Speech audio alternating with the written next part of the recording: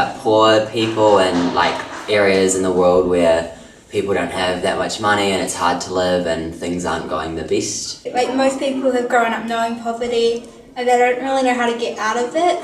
Seeing people that are like less fortunate, they don't really know, they don't have their own homes or they can't afford simple stuff like shoes or lunches to go to school. People who need assistance to get everyday simple things. Very tough. People don't have that much like money and things like that and aren't very well off. For me is a struggle to get the basic necessities for survival. Something that really struck me was when we were in the Philippines with my family, so we were staying at my mother's house. Then we went out on the street, walked 5 minutes down the road, and there was a house made of corrugated iron and old tarp and some wood. And then that just strikes you as like, if that's the standard house, I'm living in a millionaire house. Even if you work real hard, you can't really get anywhere.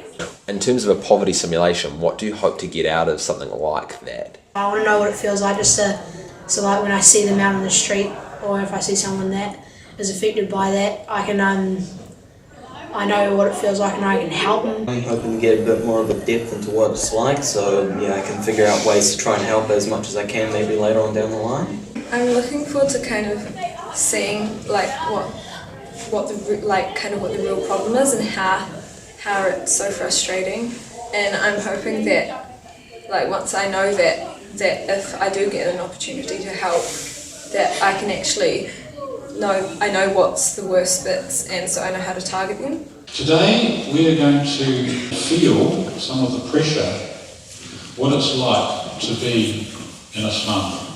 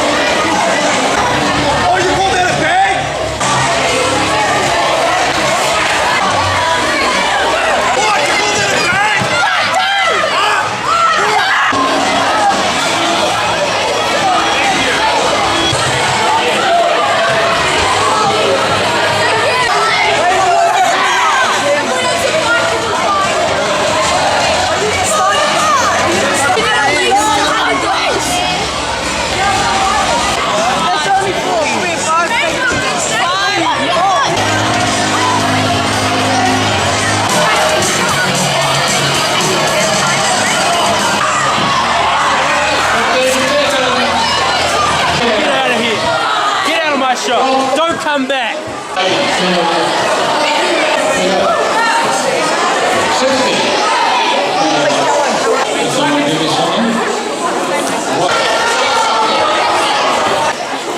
Where's the money?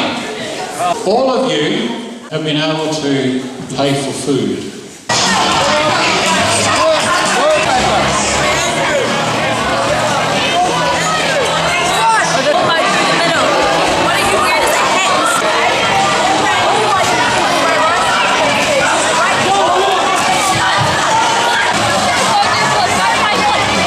Bad news, I'm sorry, there's been a price increase.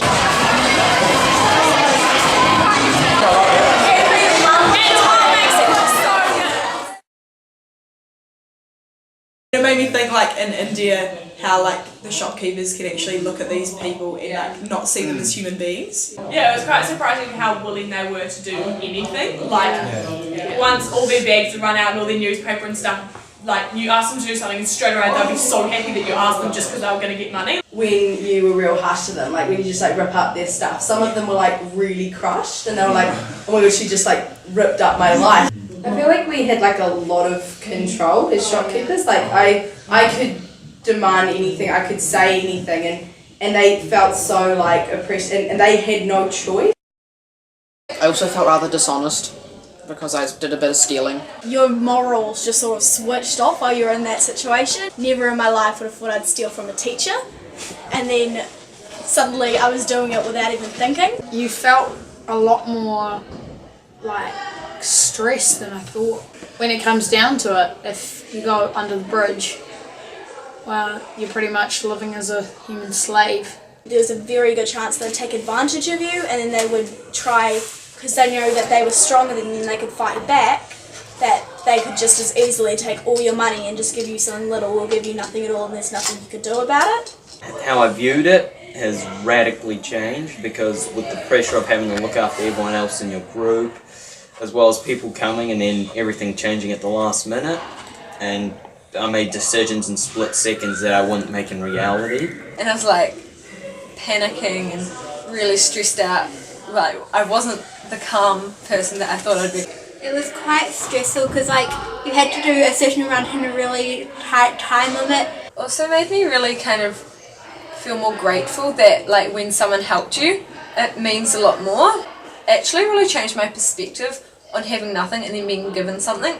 It's really unfair, like people steal and then you're just left struggling. That things changed so suddenly, like the rent increased, suddenly half your family was sick and there's nothing you can do about it. In circumstances where if you lose, the loss is great, no one wants to take the risks. Just working like wasn't enough. Just being in poverty is so much more than not having enough money, because you're basically giving up so much, like you're giving up body parts and you're selling yourself to other people just so your family can survive. They might be one of the most talented people in the world, but the situation doesn't allow you to get out of it. One thing that shocked me, well, with the toilet thing, you have to pay to go to the toilet. We don't work as hard as they do. I think overall, for me, it met my learning objectives that kids experience something rather than just read about it in a book. So it gets them beyond information to feeling what it's like, and to start to begin to think about, imagine people living in the world who really do this all day just to get food on the table for their families, and what kind of desperate measures they go through. It's really interactive. The kids are really engaged. They were frantic trying to make their paper bags. And then the added element of not meeting their goals and having to have other choices. It's harder than sitting and looking at a book or a DVD, but you won't get the same aha moment that every teacher's looking for. So to me, it's the aha moment that happened today.